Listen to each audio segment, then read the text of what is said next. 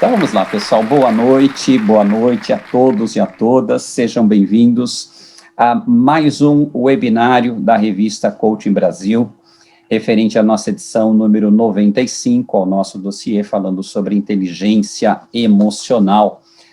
Tema que parece ser um pouco interessante, né? Dada a procura que nós tivemos aqui. Então, esse nosso dossiê, ele teve a coordenação do querido amigo Carlos Legal, e que ele convidou aqui um time fantástico, que muito carinhosamente nós passamos a chamar de as meninas superpoderosas. E são elas Andréia de Almeida Salsa, Elisa Cosaza, Isabel Cristina Vaz de Souza e Márcia Pop. Nessa noite a gente vai ouvir um pouco dos nossos autores, aquilo que eles colocaram nos seus artigos e também um pouquinho deles. Então, a nossa dinâmica aqui funciona da seguinte maneira. Nós vamos dar cerca de 9 a 10 minutos para cada autor, e aí eu vou pedir que cada autor controle o seu tempo, ok? É só olhar lá no reloginho que hora você começou, soma até 10 minutos e corta ali, e passe a palavra para outro. Assim a gente consegue fazer esse fluxo, em 50 minutos nós vamos ouvir todos os nossos autores, e depois a gente vai abrir para uma parte muito legal, que são as perguntas, as questões. Escreve no chat aqui para mim quem já é assinante da revista Coaching Brasil, para a gente ter uma ideia.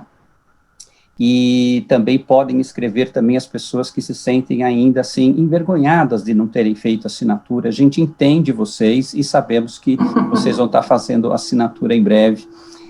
Brincadeiras à parte, a revista Coaching Brasil, ela se propõe a ser uma grande curadoria de conteúdo. Então, uma das coisas que eu escuto muito é, cara, eu não tenho tempo de ler. E a função de ter montado a revista não é de colocar mais algo na sua agenda para ler, mas da gente construir um filtro, da gente construir exatamente essa curadoria para selecionar um material de alta qualidade, que você pode ler artigos em 15 minutos. Cada um dos nossos artigos de dossiê tem, em média, 15 minutos de leitura. E, para quem já leu, rapaz, o que você tem de insight e reflexão em 15 minutos é uma coisa sensacional. Então, fica aqui o convite para quem ainda não for assinante, para ser assinante, e para quem não sabe, um dos nossos diferenciais aqui na revista é que os assinantes têm acesso online a todas as nossas edições, que hoje já são 95 edições. Então, você pode acessar todos os artigos. Não tem nada aqui de comprar edição antiga, aqui é tudo online e tudo aberto para todos os assinantes. Sejam bem-vindos, então. Eu quero começar passando a palavra para o nosso coordenador, que foi Carlos Legal, e na sequência, Carlos, você escolhe e passa a palavra. Então, 10 minutos para cada um, e vamos lá. Bom, eu não vou falar do dossiê em si, mas sim que cada autora faça um comentário específico do seu artigo, da sua produção. Eu vou comentar especificamente, então, do meu artigo. E o meu artigo, eu falei sobre mentoria. O título é Sem Inteligência Emocional, Mentoria Não Há, fazendo uma graça com o personagem Yoda. Então, o que é a mentoria, o que é o mentor e o seu papel dentro dessa relação de aprendizagem e desenvolvimento? Mentoria é um processo de desenvolvimento individualizado, onde você tem a transmissão de conhecimento, de saberes, e até sabedoria de um indivíduo mais experiente para um indivíduo que está num processo de desenvolvimento. Se a gente parar para pensar, todos nós somos mentores em potencial ou em algum nível, porque todos nós, de alguma maneira, a gente cria influência para outras pessoas, desde os nossos filhos, ou sobrinhos, ou amigos, liderados, né? Ou então, que é um fenômeno mais recente no Brasil, processos formalizados de mentoria. E a gente encontra isso em algumas instituições. Por exemplo, nas igrejas, normalmente você tem um padre mais experiente que vai orientar um noviço, ou então até soube há pouco tempo, né, quer dizer, não porque eu soube que passou a existir, mas desde sempre existiu, nas escolas que tem uma orientação religiosa, como os colégios salesianos ou passionistas, né, que a gente também tem uma relação, essas escolas cristãs também têm processos de mentoria. Mas, especificamente, dentro das organizações, dentro das empresas, né, que a maioria de nós aqui estamos vinculados, ela passou a fazer parte de uma estratégia de desenvolvimento e aprendizagem para acelerar esse processo de crescimento profissional.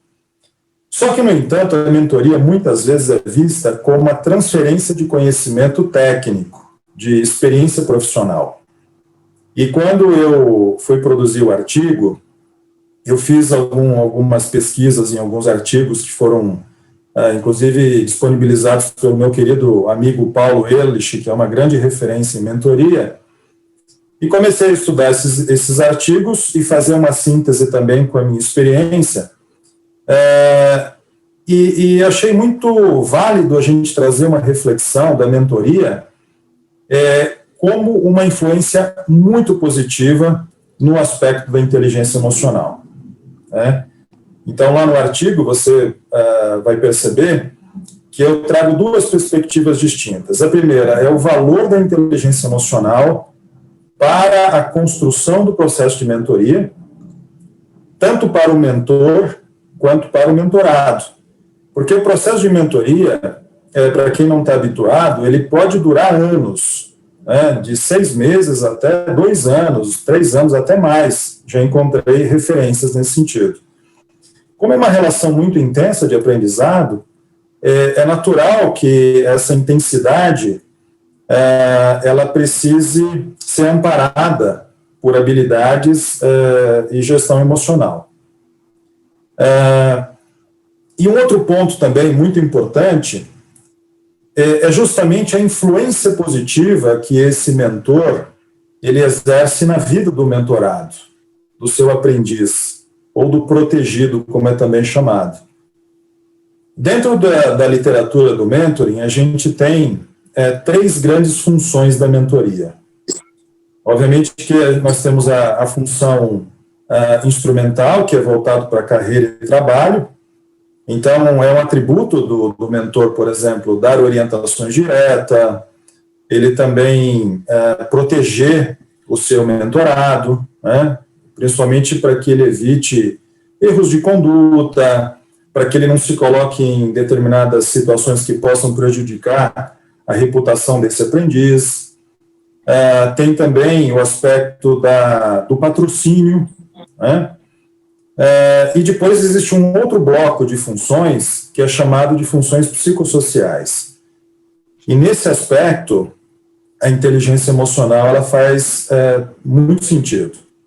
Então, dentro dos aspectos psicossociais, a gente encontra, por exemplo, a aceitação. O mentor ele precisa aceitar o seu mentorado sem que haja, por exemplo, qualquer pré-julgamento. Aceitar a pessoa da maneira como ela é, não da maneira como o mentor ele idealiza.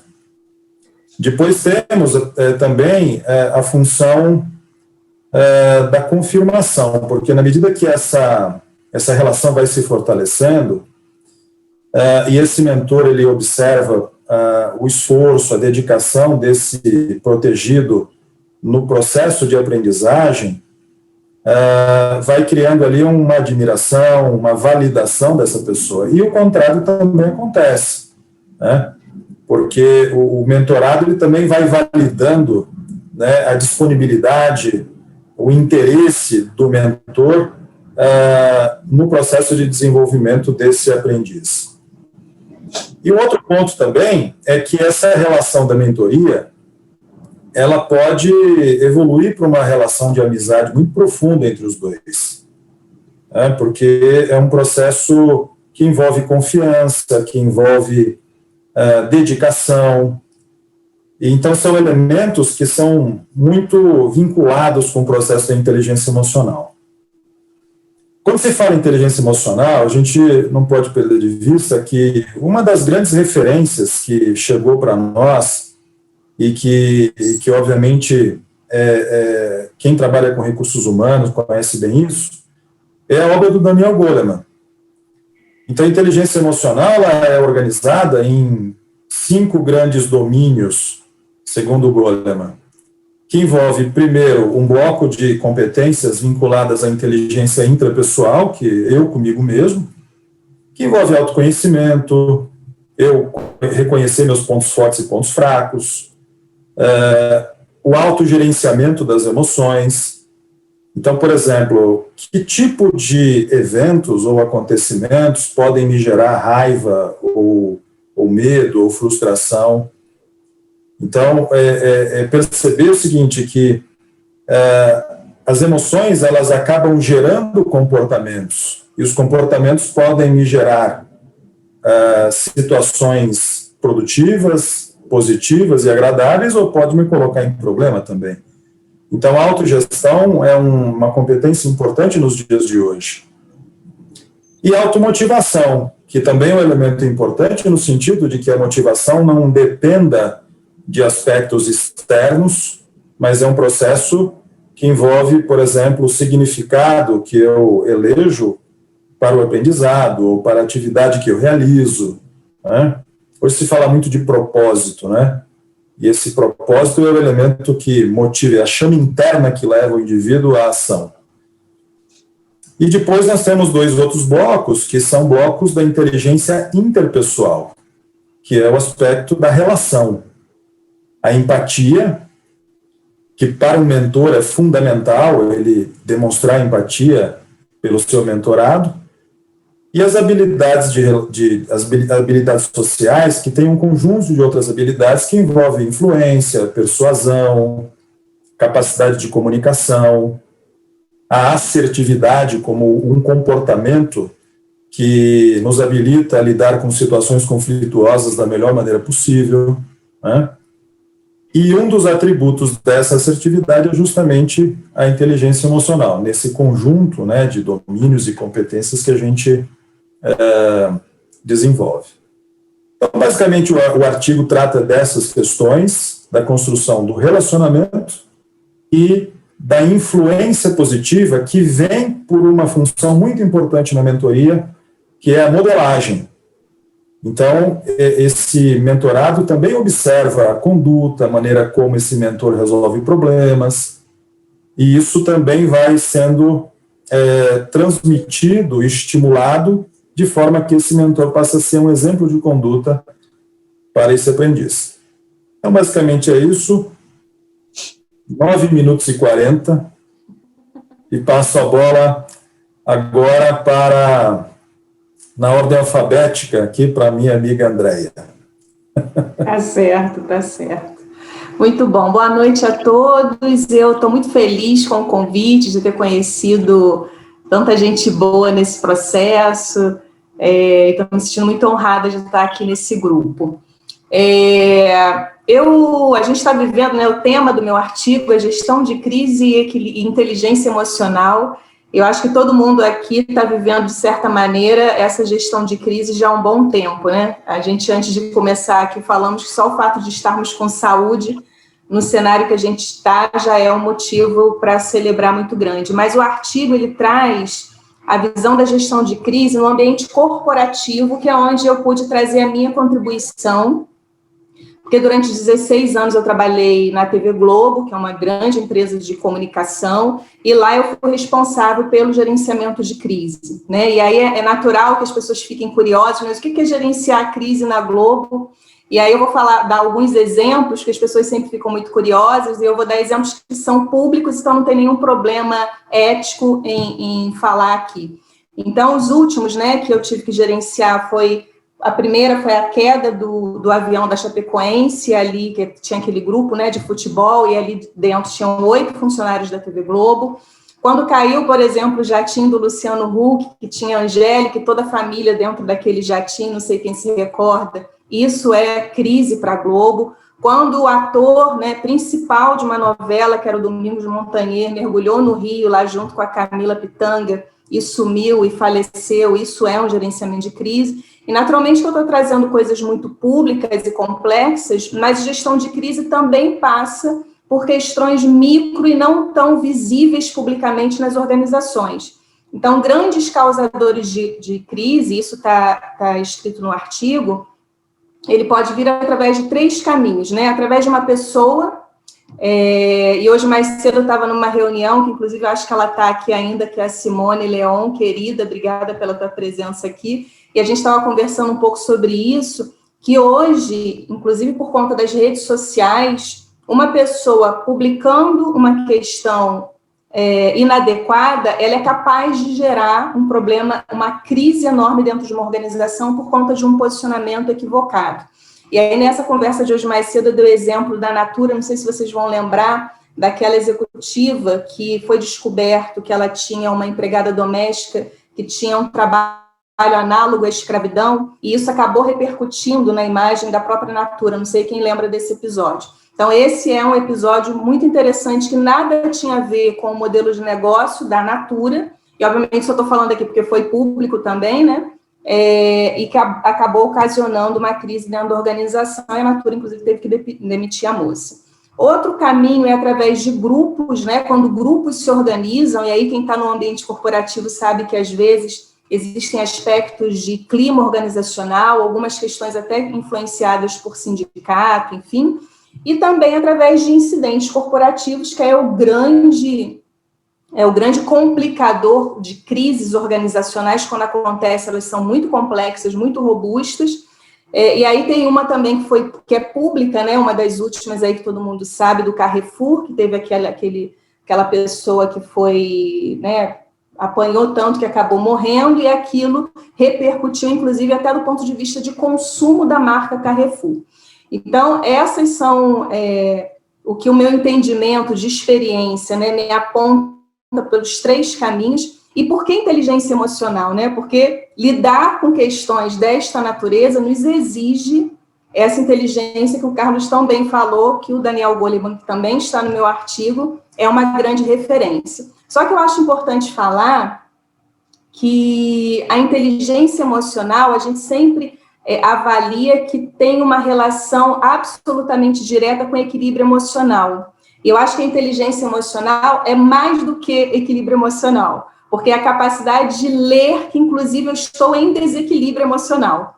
E isso é uma capacidade de inteligência emocional que, em crise, é muito importante. É saber que, na hora que eu estou gerenciando uma crise, eu não estou bem, então está na hora de eu recuar. Está na hora de eu substituir, ser substituída. Está na hora de eu tomar aquela decisão num segundo momento. Então, a inteligência emocional, nesta leitura, que tem tudo a ver com o autoconhecimento, eu acho, inclusive, que inteligência emocional tem mais a ver com autoconhecimento do que equilíbrio emocional. Acho que é uma consequência, se a gente estiver muito bom, mas eu acho que é mais ampla. E aí, quando um bom gestor de crise, né, e eu sempre digo que gestão de crise não é para amador e nem para bem-intencionado, porque a consequência pode ser grave demais, né? A gente vê que algumas empresas, inclusive, podem quebrar se alguém que for gerenciar essa crise não estiver bem capacitado, porque, basicamente, do ponto de vista estratégico, quando um gestor de crise se depara com aquela questão, ele tem que olhar para 3 grandes pilares estratégicos. Primeiro, que ele está defendendo e ele está preservando a imagem e reputação de uma organização. Isso normalmente está em risco.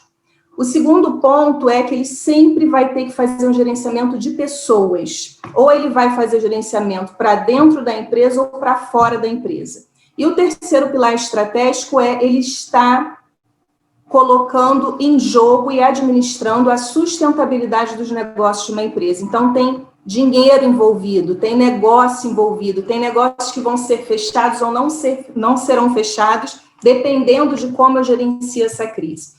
Então, esses são os 3 blocos. Quando um bom gestor de crise olha para essa responsabilidade, ele precisa chamar para ele essa capacidade de inteligência emocional, que é o nosso tema aqui principal do dossiê. E aí, quando eu olho para essas 3 dimensões, eu sempre gosto de dar 5 grandes recomendações para quem vai gerenciar uma crise, que é quase aquelas 5 grandes recomendações que nunca pode esquecer. Um é que quando eu vou gerenciar uma crise, eu preciso saber quem está no comando.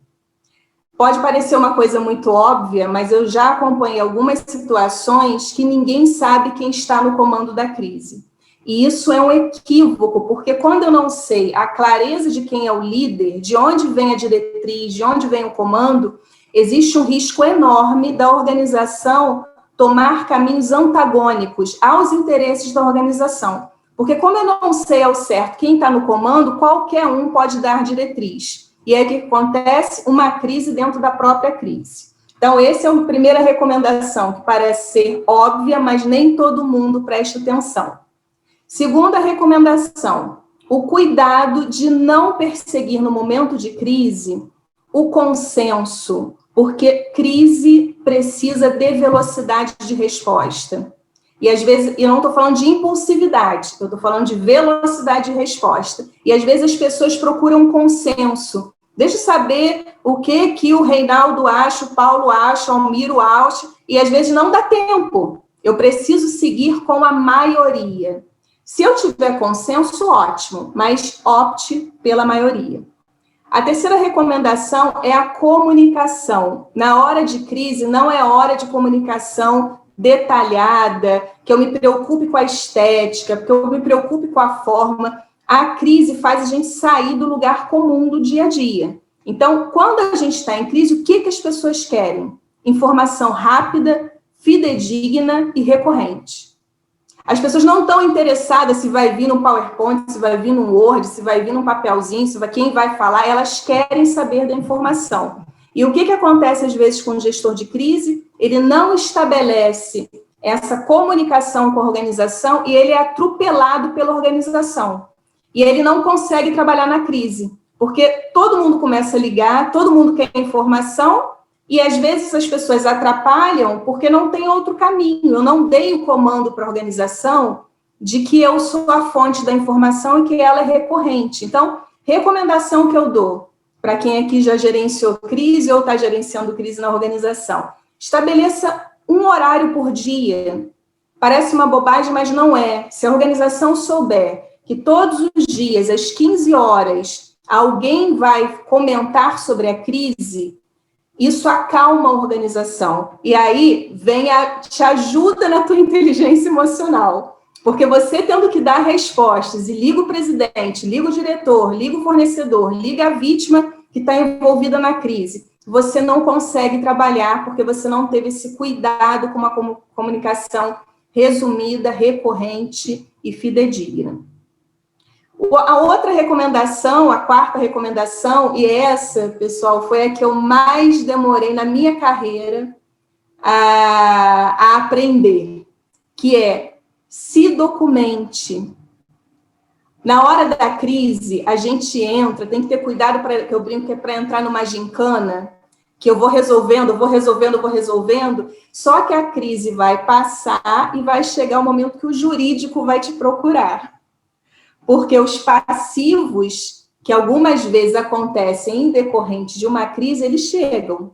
E aí eu esqueci de me documentar. E agora? Como que eu ajudo a defender essa organização se eu dei todo o apoio, eventualmente, às vítimas, ou eu fiz alguma notificação, só que eu não guardei os documentos? E aí eu fico com a dificuldade de defender a organização em trabalhos que já foram realizados. E, por último, a recomendação que é muito importante e que um gestor de crise, quando se atenta para esse ponto, por exemplo, um sinal de que ele tem inteligência emocional, é o autocuidado. E o autocuidado não no sentido romântico, no autocuidado no sentido de performance. Porque um gestor de crise, normalmente, ele se desgasta muito do ponto de vista biológico, do ponto de vista psicológico, do ponto de vista até social nas suas relações. Então, ter algumas recomendações que são muito simples, de durma, se alimente, fique tranquilo,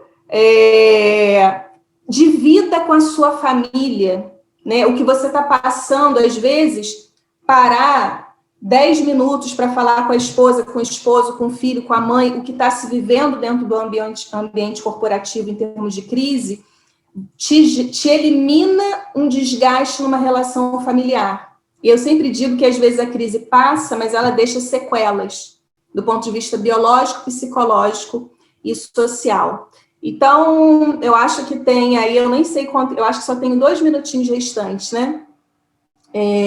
Essas são as grandes linhas, eu convido vocês a lerem o artigo na integralidade, ali eu dou dicas, inclusive, do ponto de vista metodológico, de como se montar um comitê, como mapear os stakeholders, e queria aproveitar aqui a oportunidade que o Luciano me deu, de divulgar um curso, eu dou uma formação em gestão de crise, inclusive tem uma das pessoas que já participou de uma formação aqui, Roberta, não sei se ela ainda está aqui, que vai acontecer nos dias 10, 12 e 14 de maio, e aí mais informações tem no meu Instagram, depois que eu acabar de falar, eu vou botar no chat, que é Andrea Z Salsa, e lá na minha bio tem todas as informações sobre o curso, e esse curso ele serve para instrumentalizar, tá? Quem é gestor de crise, quem tem interesse em se capacitar um pouco mais e não ficar tanto na impulsividade de gestão de crise. Isso tudo, a inteligência emocional subsidiando aí esse gestor de crise que tem um desafio enorme para conduzir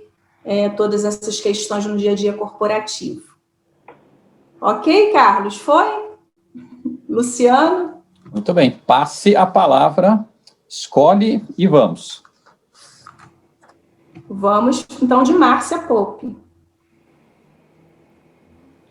Oi, obrigada, Andréia. Eu queria agradecer, então, também essa oportunidade de estar aqui, né, de participar desse webinar, e agradecer ao Luciano, agradecer ao Carlos também, principalmente, o convite de escrever o artigo, que veio numa hora bem em consonância com o meu momento, né, que eu resolvi, há um tempinho atrás, me comprometer de uma forma mais assídua a produzir alguns textos, alguns artigos. Então, isso encaixou exatamente com esse meu momento. E essa área de desenvolvimento humano, para mim, é uma área relativamente nova, tá? Eu atuo há cerca de 3 anos com o desenvolvimento humano, e durante esse período eu li muita coisa, estudei bastante, e por conta disso eu acho que já está mais do que na hora de começar a publicar e a falar um pouco mais e proporcionar essa disseminação de um conhecimento, de uma experiência que eu tenho adquirido nesse breve período. Na realidade, eu acho que é importante mencionar que já tem muito tempo que eu lido com pessoas e com transformação e com mudança. Eu venho da área de projeto, eu sou formada em arquitetura, tenho um mestrado também na área de arquitetura, então lidar com pessoas, lidar com transformação é algo que já faz parte do meu dia a dia já há 26 anos, né? Então, projetar um ambiente para alguém, trazer diferentes e compreender diferentes desejos, isso tudo demanda muita inteligência emocional, além de outras questões técnicas de arquitetura. A arquitetura não é só técnica, né? Então, simultaneamente, a gente, como arquiteto, como gestor de projeto, a gente muitas vezes acaba tendo que entrar um pouco, conhecer um pouco, se aproximar mais da intimidade do outro, né? Então, fazer isso com bastante cuidado, com uma escuta ativa, com capacidade de gerenciar expectativas da própria pessoa, do cliente, né? Então, existe uma troca muito grande, né? Não só com o cliente, como com todas as outras partes envolvidas num processo de projeto. Então, nesse sentido, a inteligência emocional faz todo o sentido, e os clientes trazem muitas questões, assim como quando a gente trabalha com desenvolvimento humano, que trata questões de coaching, da mesma maneira que um mentor, que um processo de mentoria, que um processo de coaching, né? A gente gerencia as expectativas do outro, então nós precisamos ter muita empatia também, né? Então, desafiar o outro a olhar para o mundo, olhar para as suas questões por um outro ponto de vista, né? Então, é uma transição de carreira que eu tenho feito ao longo desses 3 anos. Entretanto, é uma transição que transcende toda essa área de arquitetura, de projeto que eu venho tratando, e inclui um pouco da minha experiência ao longo desse período, né? Então, como é que o tema da inteligência espiritual, né, e espiritualidade veio fazer parte dessa minha trajetória, né? Durante a minha pesquisa de mestrado foi que eu resolvi, eu busquei analisar a obra de um arquiteto brasileiro que projetou um mosteiro beneditino. Então, aí também foi um grande início para mim de uma jornada interior, porque eu precisei estar presente, entendendo o modo de vida das monjas. Era um mosteiro beneditino feminino em Belo Horizonte, e a minha metodologia de trabalho foi a fenomenologia. Então, eu precisei olhar para o arquiteto que projetou o mosteiro, para entender como ele pensava, de que maneira ele enxergava o mundo, o que era a verdade para ele em termos de arquitetura. Ao mesmo tempo que eu também precisei olhar para como as monjas habitavam aquele lugar, como elas entendiam aquela realidade. Então, aí eu já comecei, sem saber, a desenvolver habilidades também de inteligência espiritual. Então, a primeira habilidade de inteligência espiritual, no modelo que eu trago, inclusive no artigo, é essa de você ter noção da sua própria visão de mundo, né? E ligada com um par de um outro quadrante de inteligência espiritual, que fala da sua capacidade de entender a visão de mundo do outro, né?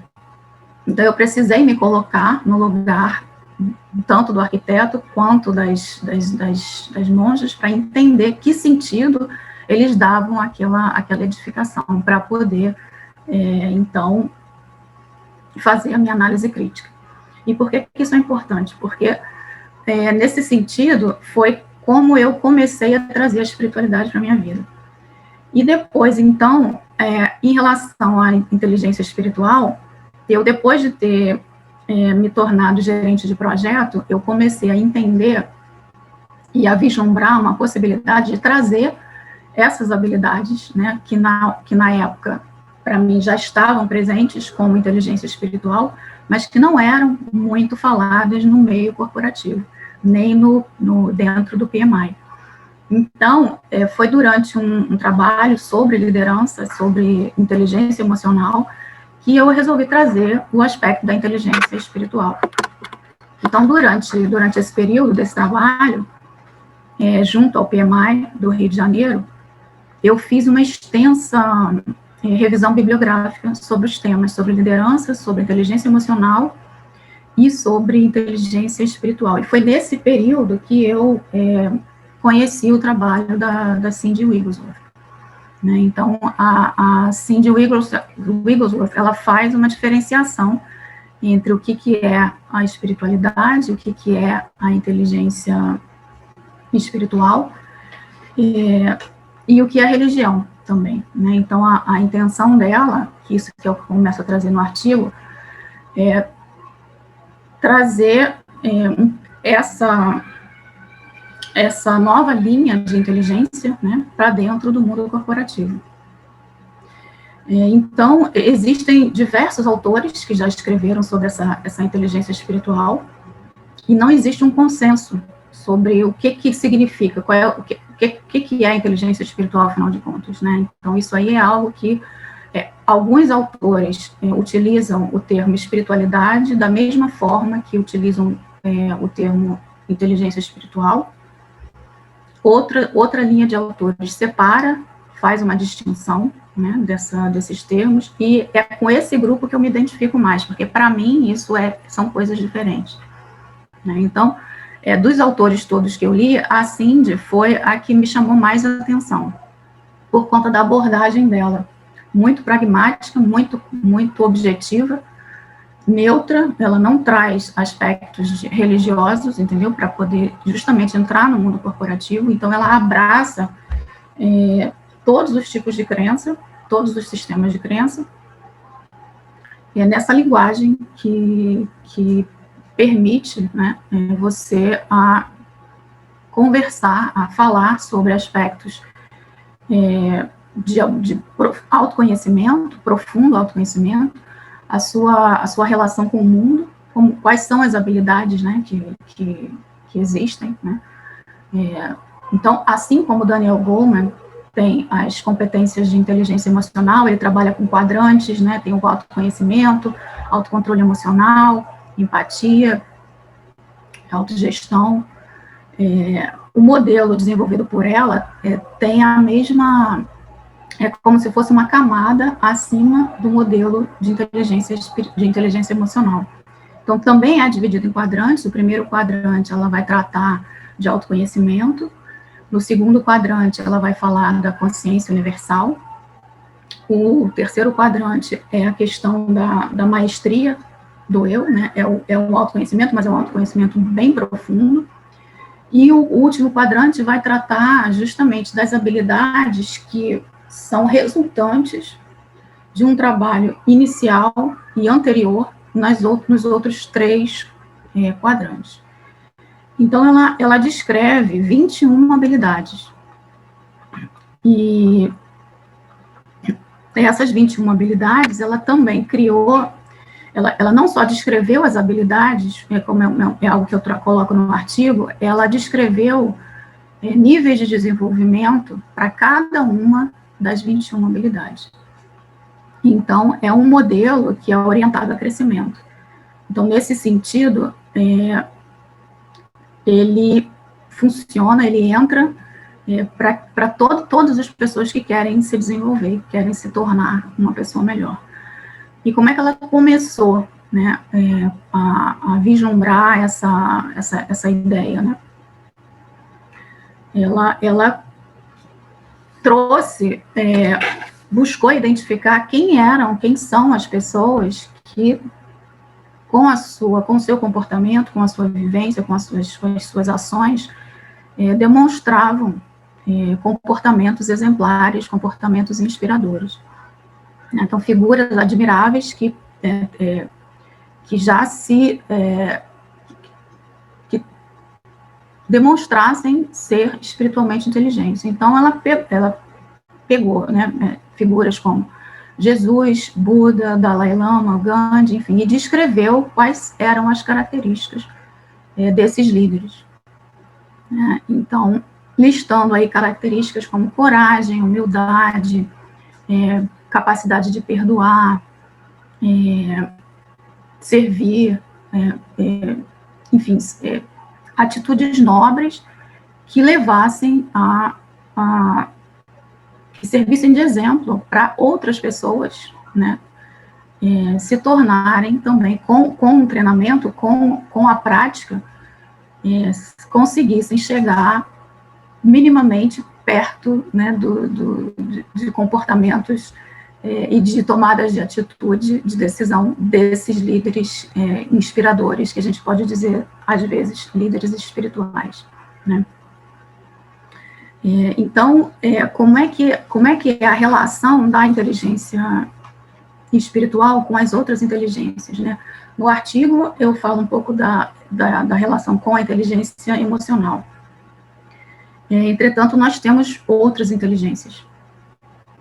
E a inteligência espiritual, ela funciona como uma linha independente, entretanto, interligada a todas as outras. Ela vai possibilitar ao ser humano amplificar as suas habilidades nas demais inteligências. Então, é como se os nossos gatilhos, por exemplo, né, quando a gente entra numa crise ou quando a gente está com raiva de alguma coisa, que a gente tenta gerenciar isso com a inteligência emocional, Com a prática das habilidades de inteligência espiritual, o que vai acontecendo é que os nossos gatilhos, eles acabam se dissolvendo. Não ativa mais tanto, a gente não tem mais tanta raiva de determinados acontecimentos. Agora, é claro, vai continuar tendo raiva? Vai continuar tendo dificuldade na vida? Vai. A vida vai continuar sendo a vida, e o que é que eu vou fazer com aquilo que eu estou sentindo, né? Os níveis de desenvolvimento, eles estão, das habilidades, eles estão relacionados com estágios de maturidade. Então, conforme o ser humano vai amadurecendo, enquanto adulto, ele vai atingindo aí maior complexidade de pensamento, maior capacidade de lidar com crise, com complexidade, com verdades aparentemente opostas, né? E isso tudo vai causando um equilíbrio que é tanto interno quanto externo. Então, não é só uma questão de eu estar aparentemente tranquila. Eu, por dentro, também estou mais tranquila. Então, assim, um pouco mais sobre isso vocês podem ler no artigo. Eu acho que já passei um pouquinho do tempo, está quase chegando para terminar. Eu agradeço imensamente essa oportunidade. E eu tenho regularmente alguns workshops, algumas experiências de imersão sobre a inteligência espiritual, e se vocês quiserem saber maiores informações, tem o meu e-mail no link da revista, e eu estou com 2 turmas que eu ainda não anunciei, mas depois eu coloco aqui no chat para vocês as informações, para quem quiser saber um pouquinho mais sobre como é a inteligência espiritual. Obrigada. Gratidão, Márcia. Você passa a palavra para quem? Eu vou passar, deixa eu ver aqui, vou passar para quem que eu vou ver primeiro, a Isabel. Isabel, sua vez. Obrigada. Gratidão, Márcia. Obrigada, Márcia. Obrigada a todos, né? Obrigada pelo convite, ao Luciano, ao Carlos, para compor esse time aí tão bacana. Desde o início, né, quando o Carlos nos convidou, eu já me senti à vontade, né, porque tive uma primeira experiência com o Carlos muito agradável ano passado, no início da pandemia, num outro webinar que ele organizou, foi onde eu conheci a Márcia, depois tive mais oportunidade ainda de conviver com ela, e foi muito bom. Convivência online, né, convivência virtual, né, mas que tem sido muito prazerosa. E a Elisa já é uma grande amiga de muitos anos, estou tendo o prazer de conhecer a Andréa, né? Então, muito obrigada a todos. Eu venho de uma experiência de profissional de saúde mental, né? Eu sou psicóloga clínica, trabalho com saúde mental há 30 anos, esse ano eu faço 30 anos de formada, né? É um ano bem emblemático, assim, para todos nós, né, que fazemos 30 anos de formada, assim. E trabalho dentro da terapia cognitivo-comportamental, que é uma linha da psicologia muito difundida nos últimos anos aqui no Brasil, né? E no artigo, né, que eu tive o prazer de escrever, foi um artigo sobre mindfulness e inteligência emocional, né? Mindfulness como uma das ferramentas de acesso, né, uma ferramenta muito privilegiada de acesso à nossa inteligência emocional. Mas eu devo confessar que um psicólogo clínico, na minha visão, ele já trabalha essencialmente com a inteligência emocional, né? A emoção, ela é a nossa principal ferramenta de trabalho, né? Mesmo no modelo cognitivo-comportamental, que algumas pessoas que não conhecem a fundo imaginam que, na terapia cognitivo-comportamental trabalha-se com os pensamentos, as cognições, né? Não se privilegia as emoções. Isso é completamente equivocado, né? A emoção, ela sempre foi, sempre será a nossa bússola, né? Como diz o Daniel Goleman, né? No artigo eu cito, ele chama de nosso leme interno. Nós temos um leme interno guiado pelas emoções, e isso desde que nascemos, né? As crianças já nascem, os bebês humanos já nascem orientados por emoções básicas, né? Que são as emoções principalmente raiva, tristeza, medo, e a necessidade de vínculo às outras emoções, tantas outras, nós temos um leque gigantesco de emoções, né? São aprendidas ao longo da vida, mas essas 4 iniciais que o bebê humano já nasce com manifestações, é difícil provar, né, que um bebê humano recém-nascido sinta raiva, por exemplo, mas os pesquisadores mostram que o bebê humano já tem manifestações de raiva, por exemplo, quando a mãe que está amamentando demora muito a oferecer o leite, né, para o bebê, ele tem manifestações típicas de raiva, né, o medo, quando ele é colocado, por exemplo, no colo de uma pessoa que ele desconhece, ele tem manifestações físicas mesmo, aparentemente de medo, né. Então, assim, a tristeza é a maior ferramenta que o bebê humano tem para expressar o desconforto, a fome, né, o sentimento de solidão, quando ele é deixado sozinho, à deriva, né, e o vínculo, né, porque somos mamíferos, né, precisamos de outro ser humano para sobrevivermos, então, a necessidade de vínculo já é uma necessidade que o bebê humano já nasce com ela, não tem que ser necessariamente outro ser humano, né, mas alguém que cuide dele, alguém, né, um outro mamífero que possa dar a ele, assegurar a ele a vida, né.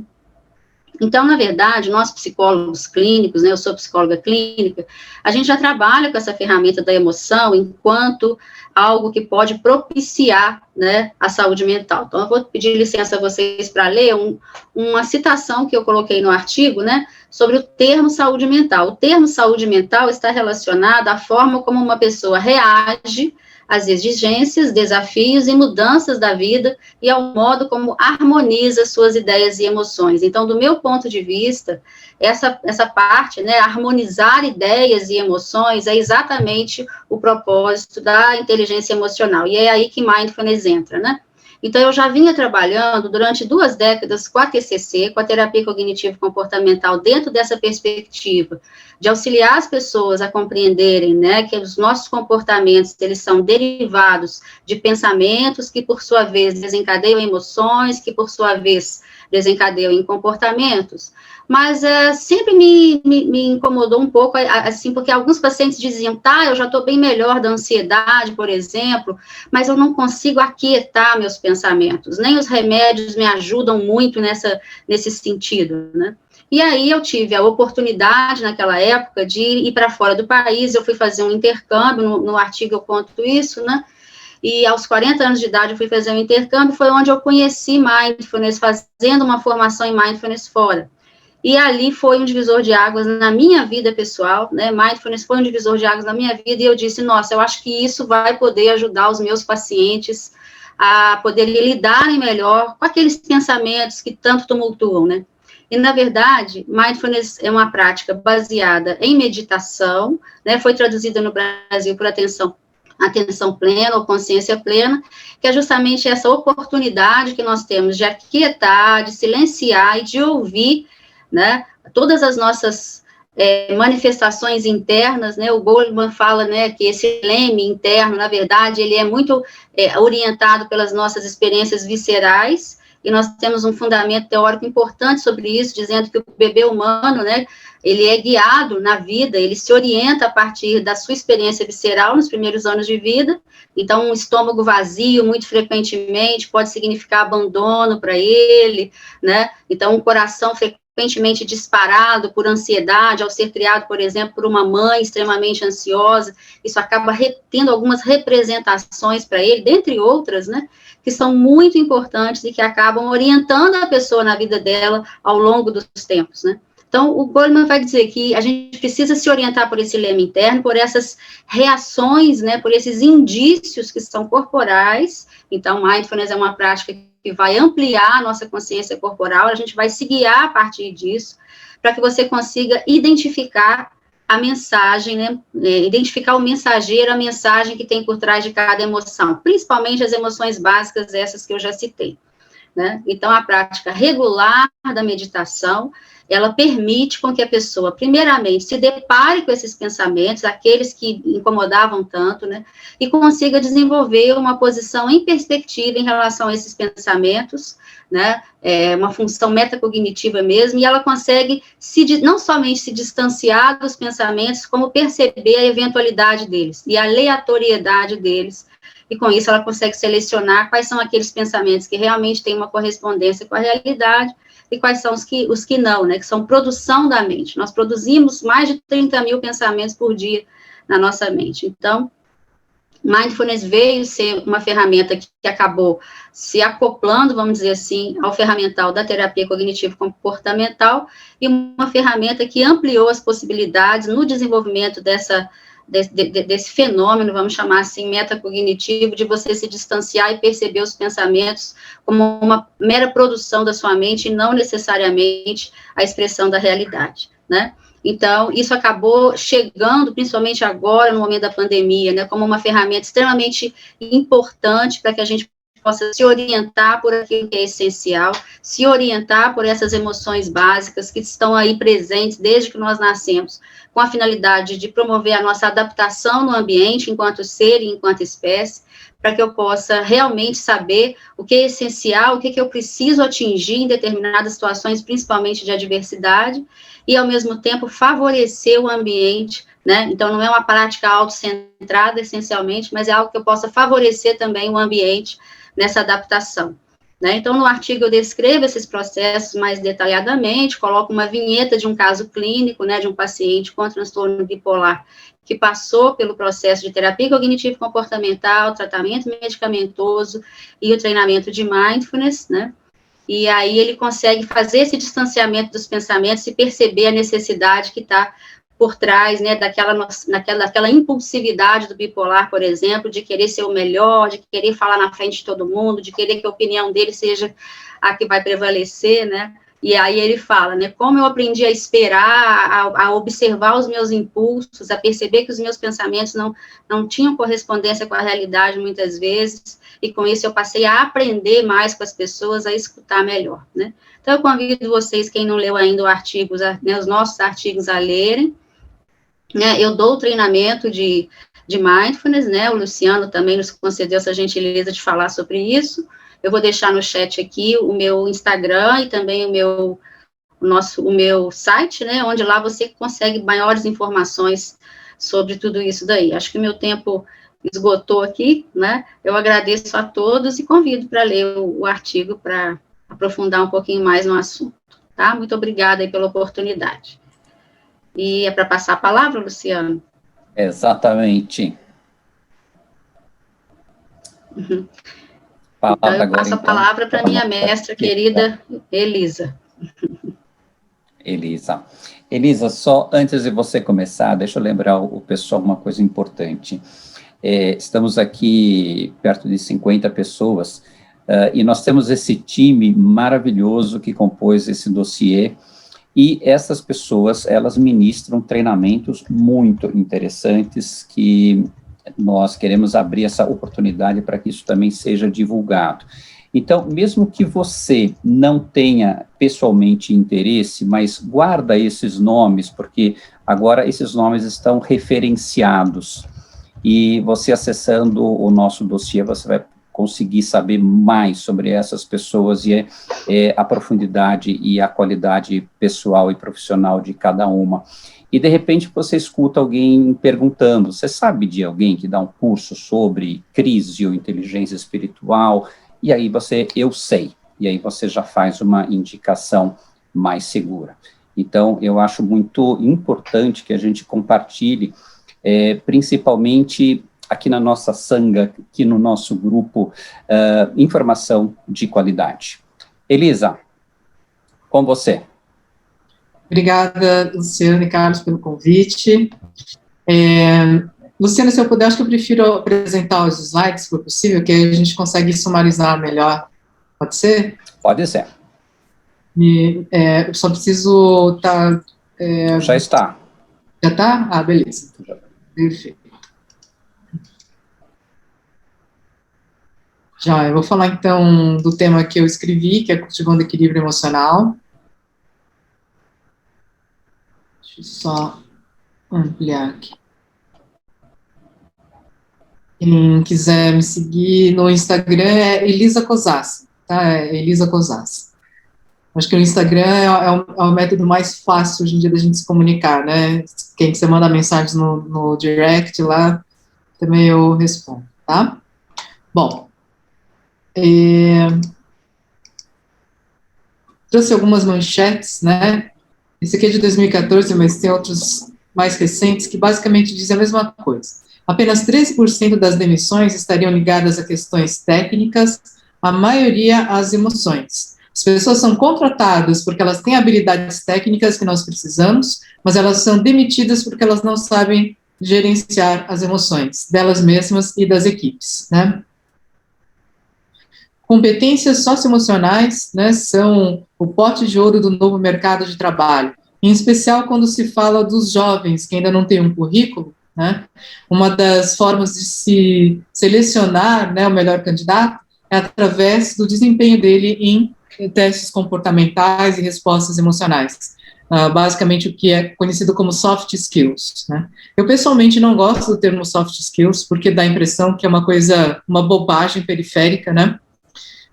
Na verdade, eu vejo que cada vez mais a gente deveria chamar de core skills, né? Ou seja, aquelas habilidades essenciais, né? E não apenas coisas leves, soft, né? Dá a impressão que é uma coisa sem importância.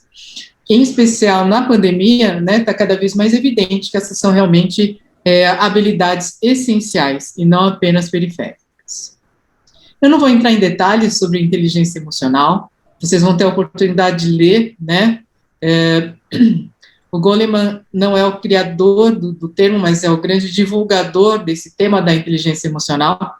O termo foi criado por professores lá da Yale, né?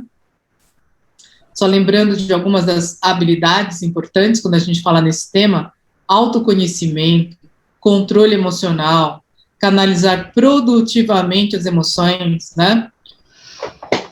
A empatia, reconhecer as emoções nas outras pessoas, e habilidades em relacionamentos interpessoais, né? A gente conseguir interagir melhor.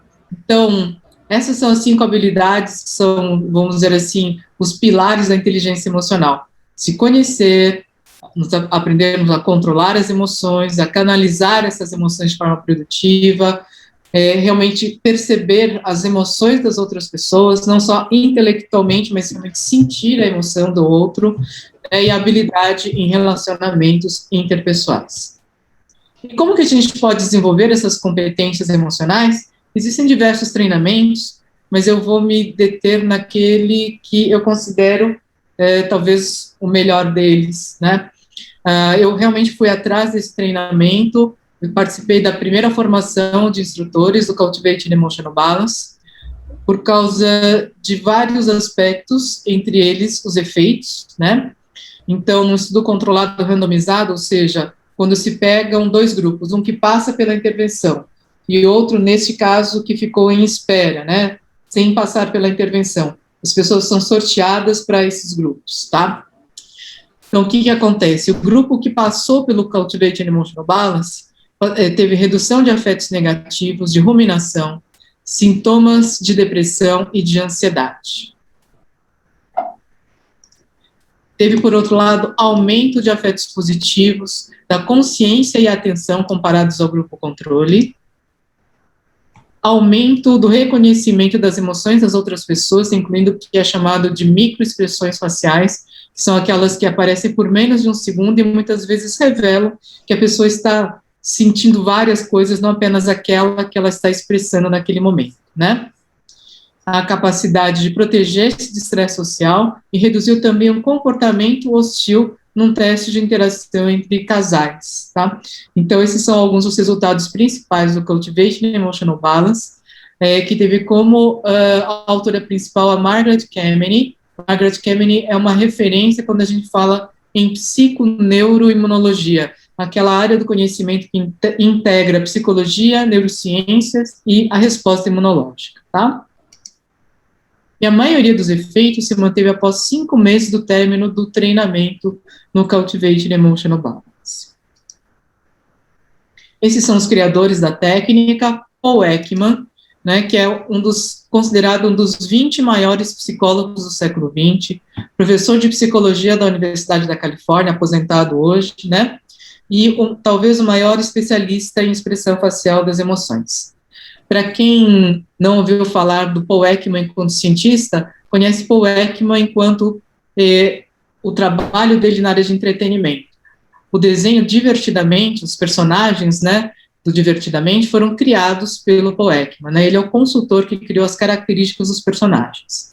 A gente tem aqui Alan Wallace, que é o fundador do Santa Barbara Institute for Consciousness Studies, do Center for Contemplative Research. Ele é um físico que tem PhD em estudos religiosos pela Stanford, e talvez o principal do currículo dele é que ele foi um monge ordenado pelo próprio Dalai Lama por 14 anos. E ele criou o componente contemplativo, né, desse programa, o Cultivando Equilíbrio Emocional, que mistura as práticas meditativas, né, que dão suporte para o indivíduo desenvolver as habilidades emocionais.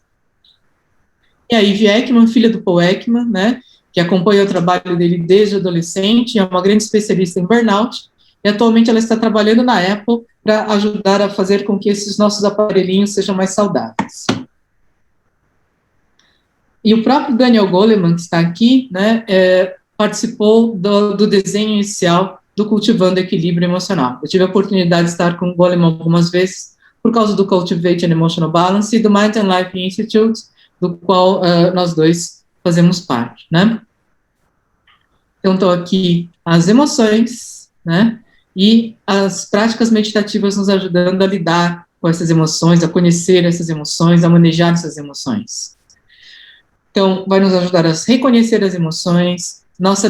O programa nos ajuda também, né, a entender que a nossa liberdade está entre o estímulo para a emoção e a nossa resposta, a canalizar produtivamente as nossas emoções, a desenvolver a empatia de reconhecer a emoção nas outras pessoas e a desenvolvermos habilidades em relacionamentos interpessoais. Outro tema essencial do Cultivation Emotional Balance é a felicidade, né? Fazendo com que nós façamos uma grande reflexão entre o que são simplesmente prazeres hedônicos, aquela felicidade que a gente vai tentar comprar, né, no shopping center, e está sendo ótimo, que a gente não está conseguindo no shopping center, a gente está conseguindo entender que dá para sobreviver sem prazeres hedônicos, né? Não que seja ruim de todo, mas a gente entender que existe uma felicidade para além desses prazeres, que é a eudaimonia. A eudaimonia, como já dizia Aristóteles, né, é o cultivo das virtudes e é aquilo que a gente consegue cultivar dentro de nós e doar para o mundo, né? O que podemos fazer por nós e pelas pessoas para ter um mundo melhor, né? Todos esses apoios, doação, trabalho voluntário, cuidar do nosso próprio bem-estar e do bem-estar coletivo.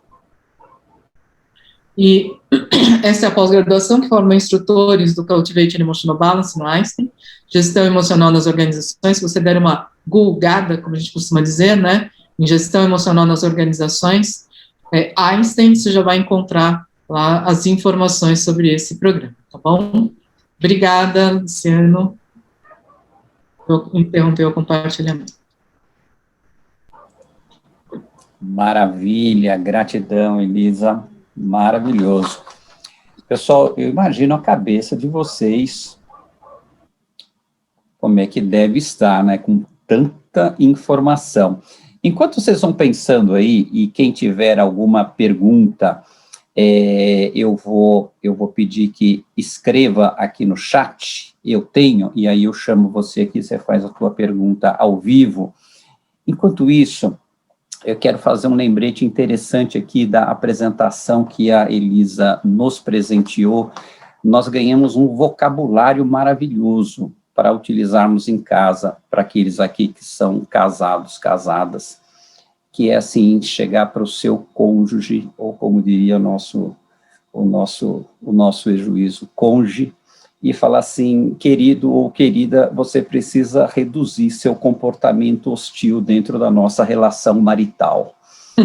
Gostei muito disso, Elisa. Foi muito bom. E também quando a pessoa for sair para o shopping, quando os shoppings abrirem, fazer uma recomendação da redução dos prazeres hedônicos. Muito bom. Vamos lá. Quem gostaria de fazer alguma questão, trazer alguma pergunta aqui para o nosso grupo?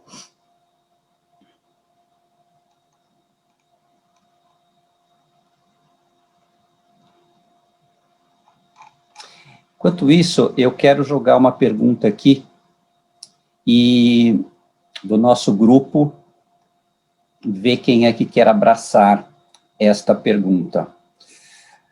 Falando sobre o quanto que nós conhecemos das nossas emoções, até nesse último slide que a Elisa nos mostrou, se fala muito sobre o autoconhecimento. E, como ela própria mostrou dentro do slide, a importância da meditação para ter contato com essas emoções. Aqui nós temos alguns professores de meditação, né?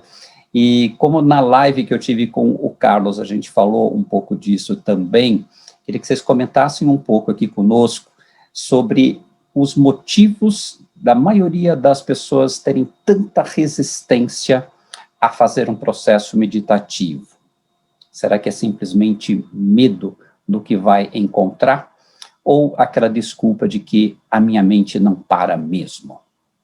Quem é que gostaria? Eu acho que não tem nada em especial contra a meditação, sabe, Luciano? Acho que tudo que envolve disciplina é um problema para o ser humano. Se a gente trocasse a palavra meditação por fazer atividade física, basicamente a gente ia encontrar os mesmos obstáculos, né? As pessoas começam um dia, 2 dias, depois param, né? Se entrarem 10 pessoas hoje numa academia, daqui a 3 meses tem 2, e olhe lá, né? Então, eu acho que tem muito a ver com a questão de você ter que ter uma disciplina, ter que parar, né, e fazer alguma coisa dentro da sua rotina. Eu acho que esse talvez seja o principal desafio de fazer meditação e implementar para a saúde mental. Eu queria complementar um pouquinho essa... Posso complementar, Luciano? Oi? Carlos, vai lá, Carlos. Quer ir na frente, Isabel? Fique à vontade, Carlos. Não, por favor, as damas primeiro. Vamos lá. Aí eu emendo. Sim, muito obrigada. Eu acho que tem isso que a Elisa falou, com certeza, né, existe uma dificuldade de adesão para a prática da meditação na rotina, mas no ingresso também, acredito muito, eu escuto muito as pessoas dizerem isso que o Luciano falou, sabe? De eu não consigo meditar, né? Eu não consigo, a minha mente não para, isso não é para mim.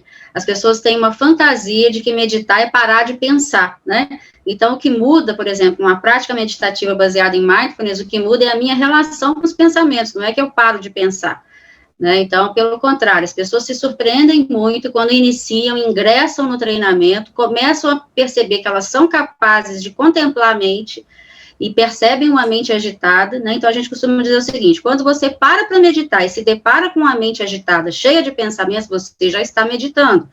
Essa é a função da meditação, né? A gente se familiarizar com a forma como a nossa mente funciona. Então, isso já dá para as pessoas, de uma maneira geral, um conforto muito grande. Eu imaginei que eu ia ter que esvaziar a minha mente, eu não consigo fazer isso, né? Então, nisso, elas vão avançando no processo, na medida em que elas adquirem essa confiança, né, de que elas são capazes de contemplar, e, a partir disso, começam a estabelecer uma relação diferente com a forma como a mente funciona e estabelece uma forma objetiva e sistemática de observação da mente, né? Diga, Carlos. O que eu ia dizer é que tem um outro elemento também, que é a questão do valor. Então, por exemplo, quando a Elisa diz, por que uma pessoa, os mesmos motivos existem para uma pessoa fazer ou não fazer exercício físico, questão da disciplina. Mas se eu não vejo valor pela saúde, ou não vejo valor pela saúde mental, pelo equilíbrio, eu também não ingresso em algum tipo de prática que vai me trazer um benefício.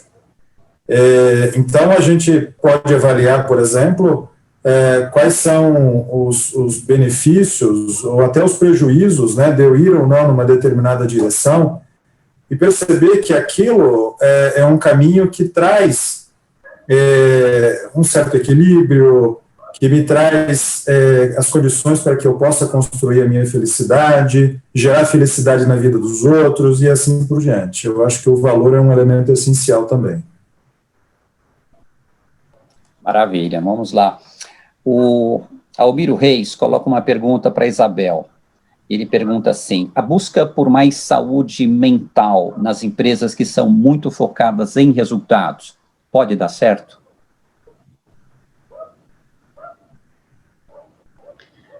A gente fala que o advento da pandemia, por exemplo, trouxe o tema saúde mental com muita força para dentro das empresas, mas, na verdade, já era uma demanda anterior a isso, né? Então, o que a pandemia, por exemplo, escancarou é que nós estávamos muito doentes, nosso dever de casa já não vinha sendo feito, né? E diante dessa grande adversidade que tem sido a Covid, né, a pandemia, isolamento social e tudo isso, as empresas começaram a realmente reconhecer o valor da saúde mental no enfrentamento de uma grande adversidade e na necessidade de saída do status quo, né, e do enfrentamento para uma nova situação.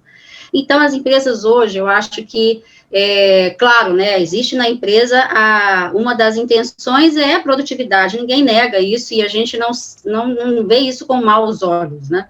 Mas, na verdade, focar em resultados é o objetivo da empresa, mas, na verdade, eu não vejo isso como uma coisa ruim, né? Agora, obviamente, que é muito importante que cada colaborador, cada gestor, cada líder dentro de uma empresa reconheça o valor humano, né? E saiba que especialmente esse momento que a gente está vivendo agora, é um momento de você disponibilizar, sim, ferramentas de saúde mental dentro das corporações, para que as pessoas possam encontrar ali um ambiente de acolhimento, de reconhecimento de necessidades bastante particulares, porque nesse momento cada um de nós vive uma realidade diferente, né? Então, eu não vejo isso como uma coisa ruim, né? Focar em resultado, a empresa é isso, qualquer empresa, uma escola, um hospital, né, uma indústria, ela foca em resultados, certamente, e a gente sabe que a saúde mental é essencial para isso.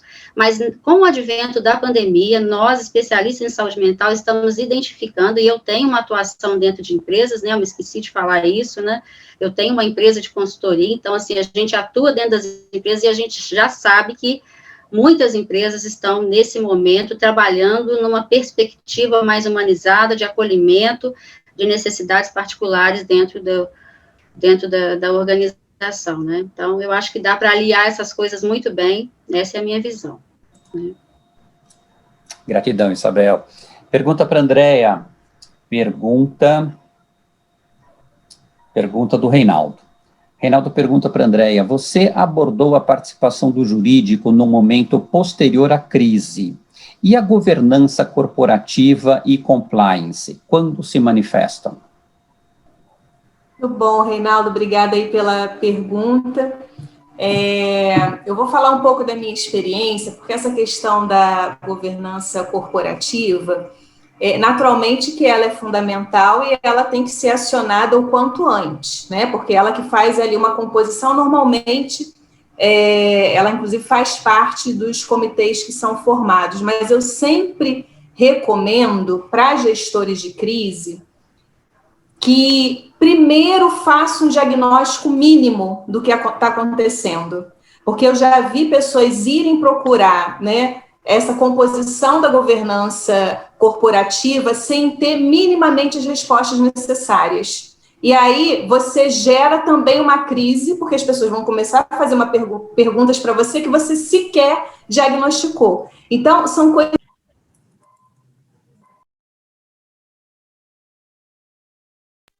Sumiu o seu áudio. Alguém fechou meu áudio, não fui eu. Ah, tá bom, Luciano. Então, voltando aqui rapidinho, que eu não sei se deu para capturar. O quanto antes, a primeira resposta, eu vou chegar no compliance, que compliance é um case muito interessante também. O quanto antes, mas é importante, antes de procurar a governança, que se faça um diagnóstico mínimo para que você não cause um caos na hora que você apresenta o que está acontecendo do ponto de vista de crise, porque perguntas vão vir naturalmente, e aí você não sabe as respostas mínimas. Então, esse é um tempo que é importante para o gestor de crise ter antes. E compliance, Reinaldo, às vezes é mar de crise, né? O que vem dentro de denúncias de compliance pode ser um grande fomentador de gestão de crise. E bons compliances maduros, eu tenho visto as organizações cada vez mais investindo nisso, eu acho muito importante.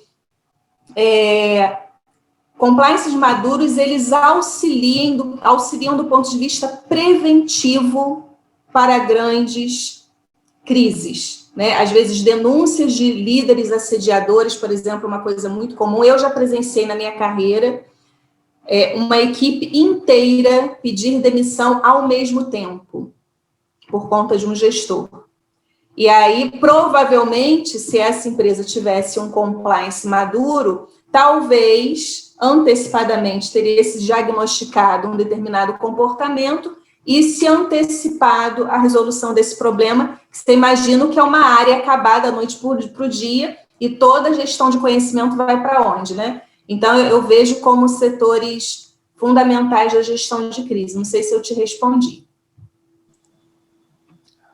Andréia, deixa eu aproveitar, o Carlos pediu para você fazer um adendo aqui, comentar um pouco sobre as crises pessoais, como perdas, especialmente agora nesse nosso contexto de pandemia, né?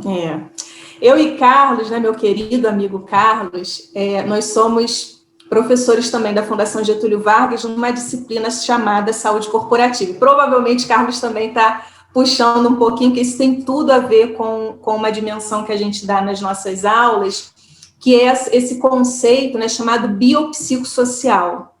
E na hora que a gente, naturalmente que o meu artigo foi muito direcionado para a gestão de crise corporativa, mas hoje com essa, que é o nosso trabalho, né, eu começo inclusive o artigo falando sobre isso, que a gente está vivendo um fenômeno inédito, e o ineditismo, ele faz parte da gestão de crise. A crise, normalmente, tem algo inédito que você nunca vivenciou. A gente levou o nosso trabalho para dentro da nossa casa. Estamos aqui, esta aqui é um exemplo, né? Esse webinar é um exemplo. E ao levar para casa o nosso trabalho, que às vezes decisões de negócio e a família jantando ao fundo estão acontecendo ao mesmo lugar, e o filho, né, a gente que é professor, tem vários colegas meus aqui professores, a gente dá aula, daqui a pouquinho aparece uma criança pendurada no pescoço do aluno, aí vem o cachorro e late não sei o quê, aí tem a obra na casa. Então, isso tudo é um grande fomentador de crise dentro do ambiente do lar, mas que também é um ambiente corporativo, no mesmo lugar. Então, esse gerenciamento que hoje as pessoas estão vivenciando, e o Carlos e os outros colegas aqui, professores, devem estar notando a diferença das turmas nesse momento, as pessoas estão exaustas.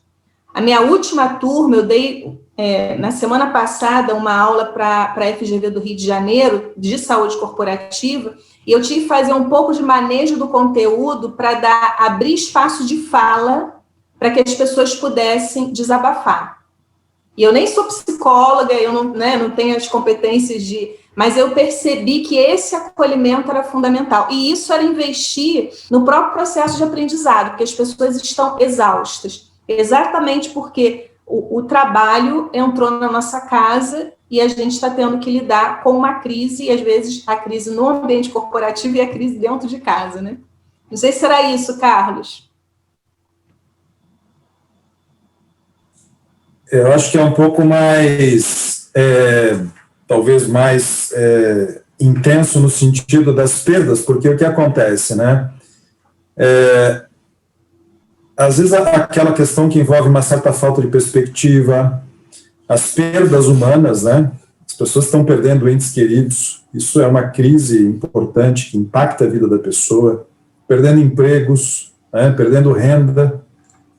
Então, eu queria que você puxasse um pouquinho para essa questão, né? E eu tenho, claro, as minhas ideias no sentido de que tudo o que a gente está falando aqui pode contribuir para isso, né? Então, por exemplo, uma pessoa que se fortaleceu emocionalmente pela prática da meditação, do mindfulness ou qualquer outro recurso, que ela tem uma melhor capacidade de enfrentamento e resiliência, né? Mas a gente percebe que, às vezes, as pessoas que, infelizmente, não investiram em qualquer recurso pessoal, tem um nível de sofrimento muito grande, né? Inclusive para responder a essas exigências que estão afetando a todos nós. Eu não sei se você tem alguma coisa para complementar dentro dessa metodologia que você utiliza, de gestão de crise, para ajudar um pouco na vida pessoal, né, e nessa experiência que está quente para todos nós, né, de incerteza, de insegurança, de adoecimento. Eu acho, Carlos, que tem um norte geral na metodologia, e que isso, inclusive, está no terceiro bloco lá do artigo, que tem a ver com esse reconhecimento de onde nós estamos. Eu lembro que quando a gente fez aquele exercício brilhante, que foi inédito para mim, de construir a capa da revista juntos, né, todos os autores, o Luciano deu esse presente para a gente, o Danilo, um artista fantástico que fez a capa. Eu lembro que a gente entrou num consenso que não queríamos apresentar naquela capa a imagem do que é ter inteligência emocional no senso comum, que é uma pessoa meditando, o mundo caindo do lado de fora e a pessoa ali, porque esta pessoa não existe. Esta pessoa não existe. E às vezes a gente vive produzindo essas imagens fantasiosas que geram ainda mais sofrimento na gente. Porque, por isso que eu comecei a minha fala falando que inteligência emocional não necessariamente é equilíbrio emocional, na minha perspectiva.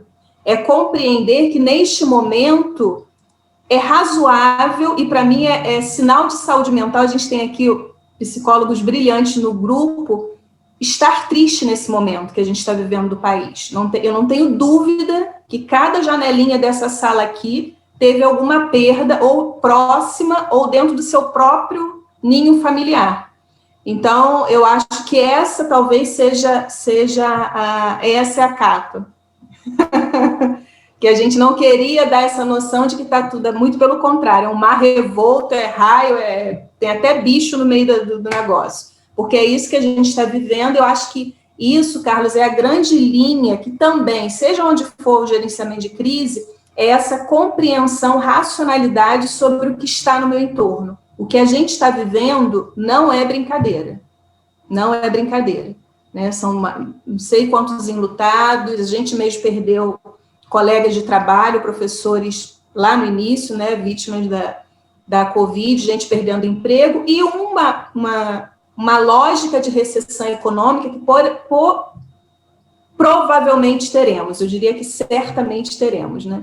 Então, acho que essa é a linha mestre, sabe? Legal. Pergunta do Jeffrey. Jeffrey está por aqui ainda. Legal. Pergunta do Jeffrey para a Elisa. Ele ficou curioso para saber, Elisa, algumas diferenças que você destaca entre o treinamento do Goleman, e ele diz aqui, e o outro que você mencionou, que eu creio que seja o do Paul Ekman.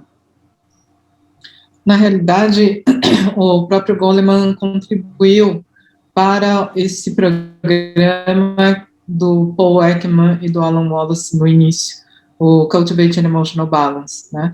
Então, tanto que os dois, tanto o livro do Goleman, Destructive Emotions, Emoções Destrutivas, e o programa Cultivating Emotional Balance surgiram do mesmo encontro do Mind and Life Institute, que é a organização que tem reunido contemplativos como o Dalai Lama, com cientistas das principais universidades, né, para discutir sobre essas questões das práticas, né, como a meditação, etc., e os seus possíveis benefícios, né, para a saúde humana, física e mental, tá? Então, em 2000, houve um encontro desses, promovidos pelo Mind and Life Institute, em que o tema principal foi como lidar com emoções destrutivas. O Goleman estava presente, estava o Paul Ekman, Alan Wallace, Richard Davidson, várias outras pessoas que são, vamos dizer assim, as grandes referências nesse tema, né, sobre emoções em geral, né, inteligência emocional, equilíbrio emocional, e de lá surgiu tanto o livro do Goleman, Emoções Destrutivas, né, Destructive Emotions, como também surgiu o programa Cultivating Emotional Balance. E esse ano faz 21 anos, né, que aconteceu esse encontro, e o Mind and Life Institute vai justamente promover uma grande comemoração com Goleman, Ekman, etc. Até esclarecendo um pouco, ter equilíbrio emocional significa ter as emoções apropriadas para o momento. Né? Então, eu concordo perfeitamente com a Andrea, né, que essa história de sentar e meditar e ficar com cara de Om, né, fazendo Om, enquanto está tendo todo esse problema aí, é sinal de transtorno mental. né? A pessoa não está entendendo onde ela está, né, o mundo que nós estamos, tá? Então, o equilíbrio emocional, ele passa por conseguir perceber e sentir o ambiente para poder manifestar as emoções adequadas para aquela situação, né? Por outro lado, você pode se sentir triste, pode sentir raiva, mas você também pode fazer com que essas emoções não te adoeçam, né? Fazer com que essas emoções não te arrastem completamente para o seu pior, né? Isso é uma habilidade de manejo emocional. Então, é sobre isso que a gente está falando, e não sobre sentar para meditar e achar que vai ficar tudo legal, né? Isso é entrar no mundo mágico, né? Isso aí deve ser chá de cogumelo que deve estar produzindo e ser feito, não está vendo a realidade como ela é. Legal. Elisa, deixa eu aproveitar você, te colocar uma outra pergunta. Fala um pouquinho sobre essa relação do ser humano com a morte. Antes de pandemia, quando alguém recebia um diagnóstico de câncer, essa era mais ou menos um dos encontros mais profundos com a possibilidade de que você vai morrer. Hoje, quando você coloca a máscara e vai comprar pão na padaria, você fica frente à possibilidade de que vai morrer. Como é que você vê as pessoas lidando com isso e qual é o impacto que isso está tendo sobre a saúde mental das pessoas? Bom, o que eu percebo é que algumas coisas são inevitáveis, né? Então, sair para ir para a padaria ou para ir no supermercado, né? Por outro lado, hoje em dia nós temos muito mais informações sobre a doença do que no início da pandemia. Então, a gente sabe o quanto uma máscara, um distanciamento pode nos proteger, o quanto termos os hábitos de higienização das mãos também nos protegem, né? Então, isso causa também nos traz uma outra maneira de encarar a pandemia nesse momento, quando comparado a março de 2020, onde realmente a gente vê as ruas desertas, as pessoas absolutamente apavoradas. E entra também nesse momento um outro ponto, porque muitas pessoas, empresários inclusive, estão à beira da falência, se é que já não faliram, né?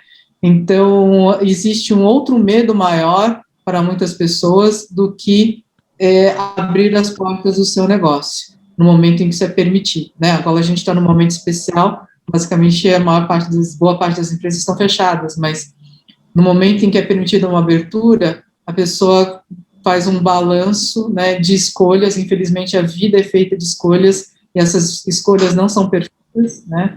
Muitas vezes a pessoa precisa ir, né, para o seu trabalho, tá? Nesse momento, eu vejo o quanto a questão da espiritualidade, ou da inteligência espiritual, como já foi falado aqui, né, faz a diferença em relação o que a pessoa realmente entende como seu propósito de vida, as suas crenças, né, tudo isso tem feito uma grande diferença na forma das pessoas encararem hoje essa realidade. Deixa eu até aproveitar, que você falou sobre espiritualidade, Elisa, jogar para a Márcia a pergunta do Paulo César, dizendo assim: muitas pessoas precisam ou desejam desenvolver a inteligência espiritual, mas confundem com religiosidade. O que seria, desmistificadamente, o desenvolvimento da espiritualidade na prática? Cite exemplos de ações ou caminhos que levem para esse caminho de desenvolvimento. Você tem até 8 de setembro, tá, Márcia, para responder. Tá certo. Eu vou tentar ser rápida, porque tem outra pergunta depois também, que eu já li ali. Mas, assim, realmente existem... Eu gostei muito da linha da Cindy Wigglesworth, porque ela faz distinção clara, ela é muito clara nos conceitos dela. Então, o que é a espiritualidade, né? Para não confundir justamente com religião e para conseguir entrar no meio corporativo e não causar estranhamento de nada, né? Então, a espiritualidade é a necessidade que todo ser humano tem, que é inata, né, de se conectar com algo maior. né? E esse algo maior, ele tem um significado de divino, de muito nobre, né? Algo fora de mim, com o qual eu me conecto para encontrar aí algum determinado equilíbrio ou para buscar orientação. Isso é uma coisa que todo ser humano nasce com isso, é inato. Né? Religião é uma outra coisa. Religião é um contexto menor.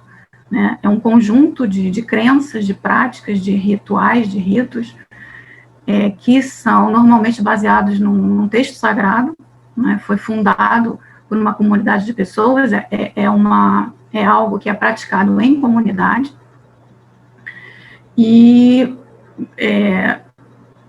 está ali dentro de um sistema, e tem dogmas, tem ritos, então, que são específicos para determinados sistemas de crença. Várias religiões, qualquer religião aponta para algo sagrado. Esse algo sagrado é aquilo que a gente tem necessidade de se conectar. A religião é uma das formas que a gente tem, que a sociedade tem, que o ser humano tem, de se conectar com esse algo maior. Então, você pode ter um desenvolvimento da sua espiritualidade dentro de uma religião ou fora de uma religião, tanto faz. Né? E a inteligência espiritual, na visão dela, já vai tratar também de habilidades de comportamento, né? Então, é de tomada de decisão. Então, para ela, o que é a inteligência espiritual? É uma capacidade de você tomar decisões, agir com sabedoria e com compaixão. E aí, mantendo a sua paz interior, a sua paz exterior, em qualquer circunstância, inclusive na crise. Né? Então, quando ela descreve, por exemplo, as habilidades, algumas habilidades da maestria, né, da nossa maestria, que é o profundo autoconhecimento, elas vão falar de, por exemplo, sustentar a fé em tempos difíceis. Estamos aqui, todos nós, sustentando a nossa fé, a nossa motivação, a nossa confiança, num amanhã que a gente não sabe como vai ser, né, num tempo extremamente delicado, extremamente difícil, extremamente complexo. Isso é uma habilidade que a gente consegue desenvolver, a gente não nasce com essa habilidade. Ninguém nasce emocionalmente inteligente, todo mundo nasce com emoções. Mas emocionalmente inteligente a gente vai se tornando com o tempo. Da mesma forma, a inteligência espiritual. A inteligência espiritual existe no ser humano como potencial, mas para desenvolver, né, precisa de prática. Então, assim, exemplos de ações ou caminhos, né, que podem levar ao desenvolvimento espiritual. Aí vai depender do que você entende como o seu desenvolvimento espiritual. Porque dentro da linha do SQ21, o que a gente faz é desafiar a pessoa, a pessoa própria vai definir o que ela entende como espiritualidade, o que ela entende como... Qual é o sistema de crença dela, em que ela acredita e o que ela não acredita. Né? Então, muita gente pergunta, se eu que sou ateu posso desenvolver as habilidades? Pode. Não tem nada que limite, porque a inteligência espiritual, o modelo, é justamente um framework, é como se fosse uma lente, você começa a enxergar o mundo através daquelas habilidades. Então, você começa a enxergar, isso aqui é a habilidade tal, isso aqui é a outra habilidade. Então, por exemplo, quando a Elisa falou em disciplina, e a Isabel também, existe uma habilidade também desse mesmo grupo de autoconhecimento profundo, que é o comprometimento com o próprio crescimento espiritual. Então, quanto eu estou comprometido, quanto eu separo o tempo do meu dia para meditar, para fazer uma prática de atenção plena, para fazer uma prática de escrita sobre o que eu sinto, né, diário, enfim, journaling, que se fala em inglês, né, essa prática de escrita, para você, o que está se passando comigo? Né, então, essa disciplina de fazer essas coisas, ou diariamente, ou de 2 em 2 dias, isso é você que vai dizer. Mas o compromisso, ter esse compromisso, é uma habilidade. A gente nasce com essa habilidade? Não, mas a gente pode desenvolver? Pode. Então, é um pouco por aí. Legal. Márcia, tem a pergunta do Reinaldo. Para ser franco, Reinaldo, eu não entendi bem o que você quis dizer. Eu vou até pedir para você abrir o microfone e perguntar diretamente, brevemente. Ela citou características dos líderes do bem, né, que começaram a ser relacionadas à espiritualidade. E aí eu estou perguntando se existe um contraponto que é referente aos líderes, ali seria Malcolm L, né, do mal, que deveriam ser reconhecidas e evitadas, né? Seria essa a proposta, nesse conceito, nesse contexto da espiritualidade. Uhum.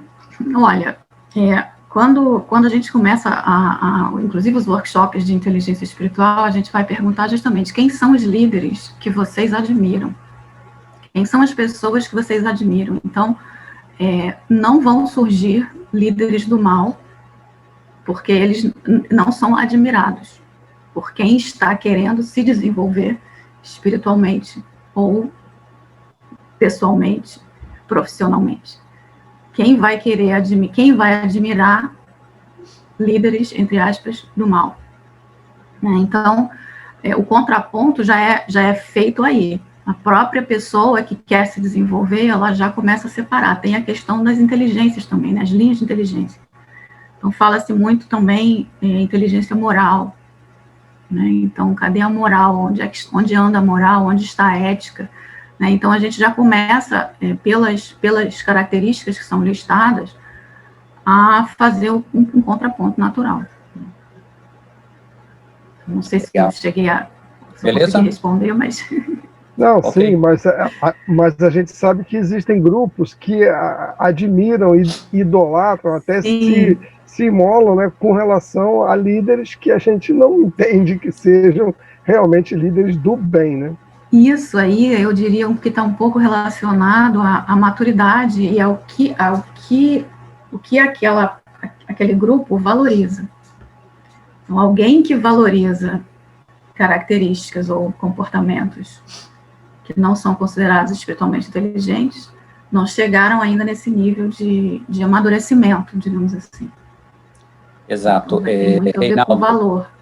Dê uma olhada na nossa edição falando sobre valores, que lá se fala muito sobre níveis de maturidade. E conforme você falou isso daqui, me veio nitidamente, eu trabalho muito com isso, e às vezes as pessoas associam coisas ao ser humano, né? Mas você tem que pensar no ser humano enquanto uma evolução, né? Então, nós estamos em vários níveis de maturidade.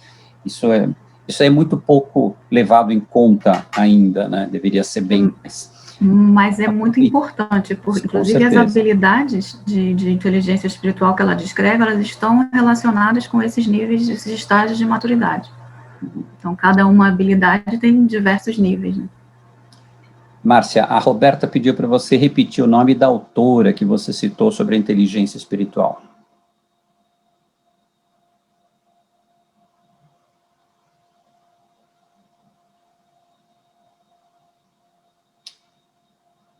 Márcia? Microfone fechado. Perdão, eu estou crente que eu estou falando aqui. Está no artigo, o nome dela está citado, o livro dela está citado, mas eu vou colocar aqui, Cindy Wigglesworth. Perfeito. Isso eu escrevi direitinho. Tá. Legal. Pergunta do Nelson, para todo mundo, hein? E pergunta fácil. Como lidar com as emoções de valência negativa que a todo dia nos assolam com o comportamento tóxico e polarizado no nosso país? Tranquilo. Quantas famílias, né, que não comemoram mais Natal depois das últimas eleições? Quem vai?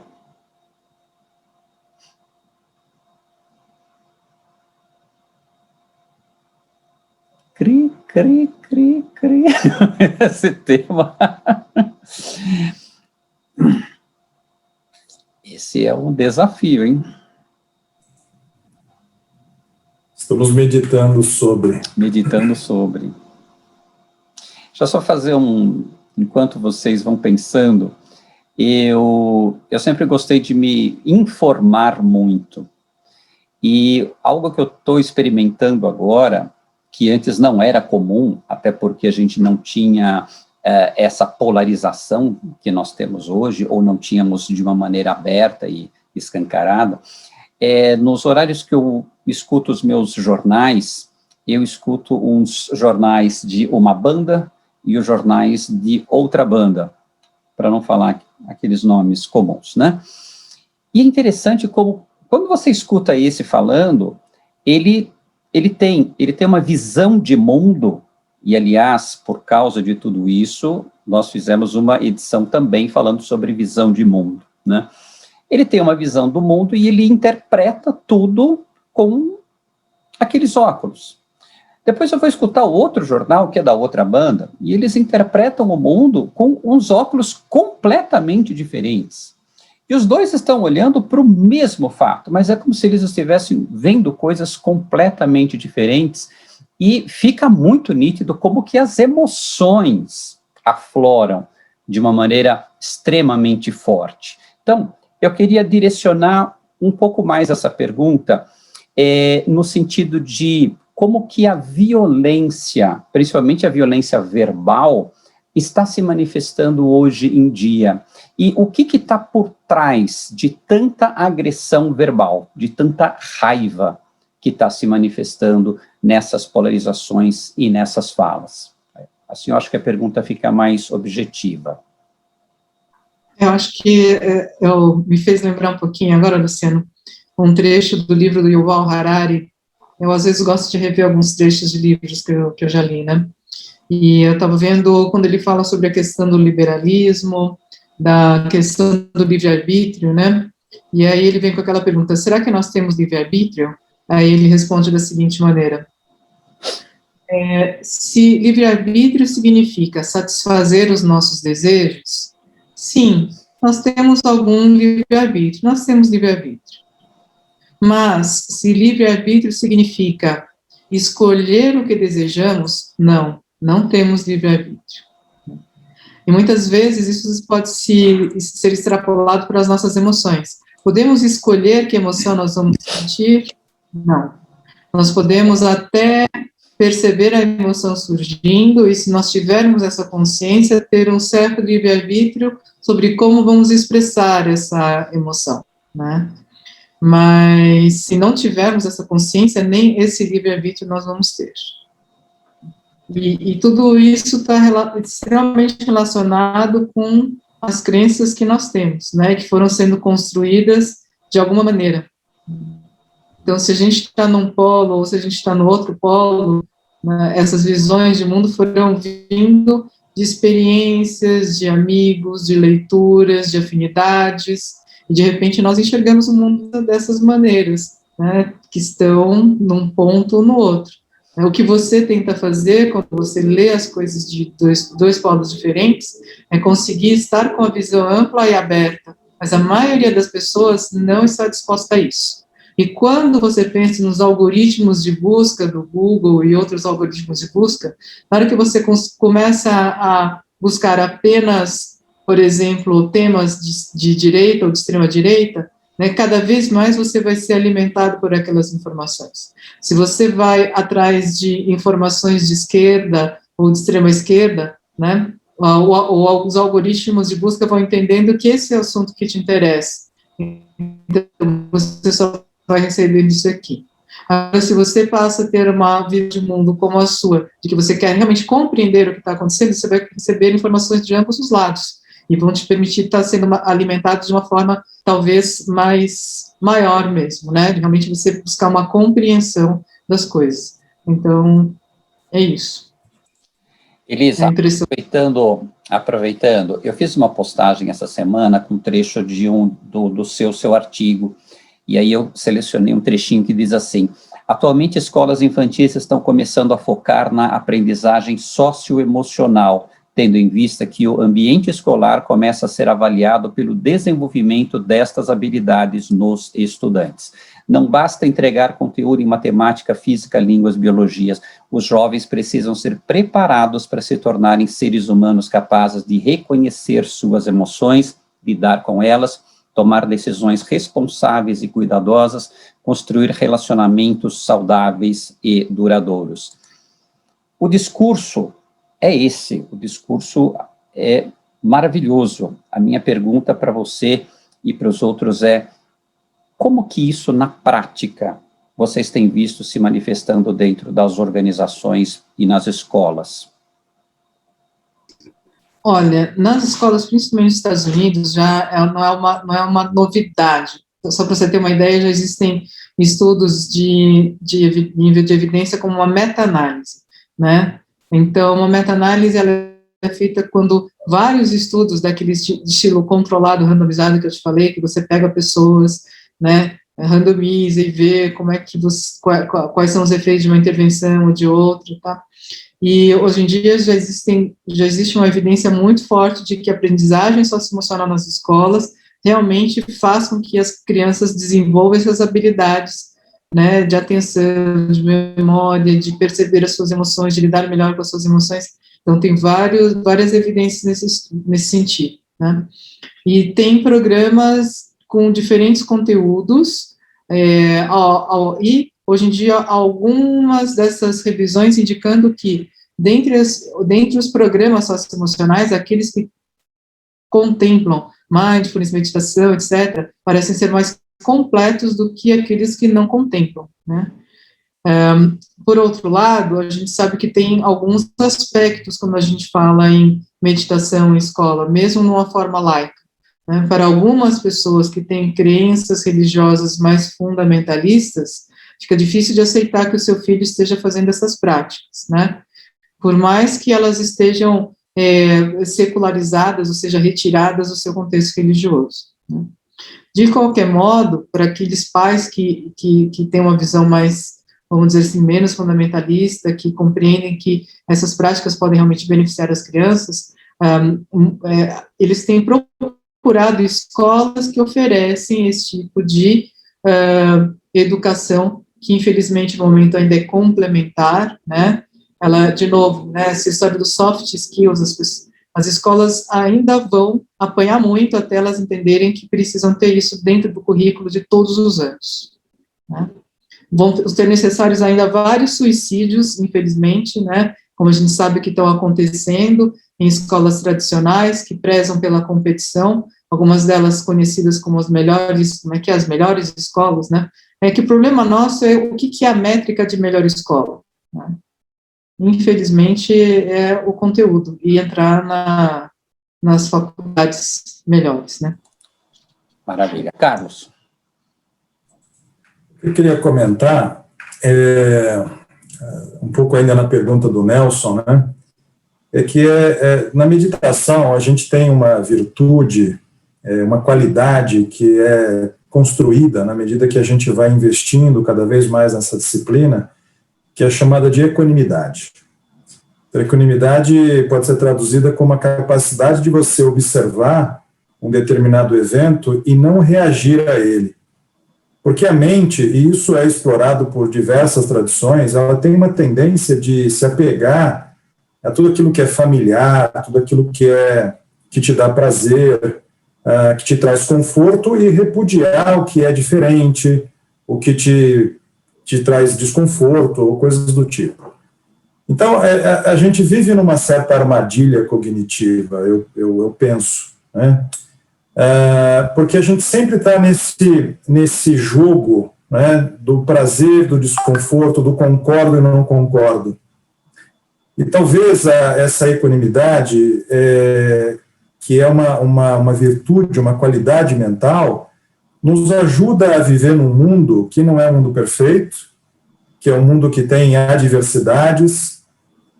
Vejo, inclusive, a pandemia como uma grande oportunidade da gente se espiritualizar, de buscar amparo em outros elementos do conhecimento, para que a gente possa sair do outro lado melhor, né? E eu gostei muito de uma coisa que a Elisa falou, né? É encarar a realidade como ela é. Não uma vida idealizada, uma situação que muitas vezes é ilusória, mas a vida é isso, é o que a gente está vivendo, né? E como é que a gente pode se fortalecer diante disso, aprender, crescer, porque aí eu também acredito que em toda crise a gente tem um tesouro escondido de aprendizado e crescimento. Então é isso. Show de bola. Os estoicos nunca estiveram tão na moda, né, como nos dias atuais. Maravilha. Pessoal, 21 horas e 57 minutos. Quero agradecer imensamente a participação, Carlos, Márcia, Andréia, Isabel, Elisa, e a todos vocês que estiveram conosco aqui durante essas 2 horas muito ricas. Vou pedir para vocês, para a gente dar o nosso tchau aqui, quem está de câmera fechada pode abrir sua câmera, dar o nosso tchau, o nosso boa noite. Maravilha, pessoal. E vamos fazer outros vídeos depois com cada uma dessas nossas autoras. Já temos o vídeo com o Carlos, depois vamos fazer com cada uma delas. E gratidão a cada um de vocês, e nos encontramos no próximo webinar ou numa próxima live. Boa noite a todos e a todas, e até breve.